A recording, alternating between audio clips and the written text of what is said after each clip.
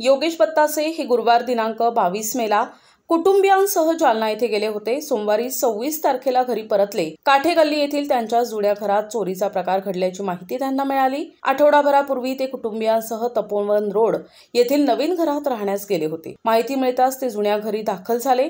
घराचा कडिकोंडा तुटलेला दिसून आला। आज जाऊन पाहिले असता कपाटातील सामान अस्ताव्यस्त पडलेले दिसून आले। कपाटात ठेवलेल्या दागिन्यांची पाहणी केली।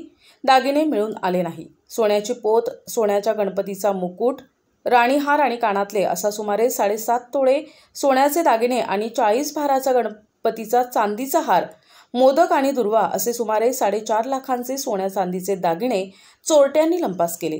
मंगळवारी पहाटे घटना उघडकीस आली। चोरी झाल्याची खात्री होताच दुपारच्या सुमारास भद्रकाली पोलिसांना माहिती देत गुन्हा दाखल करण्यात आलाय।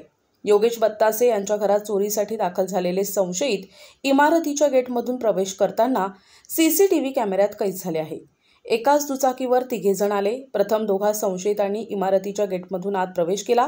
त्यांच्या पाठोपाठ 3रा संशयित दुचाकी घेऊन आत गेला।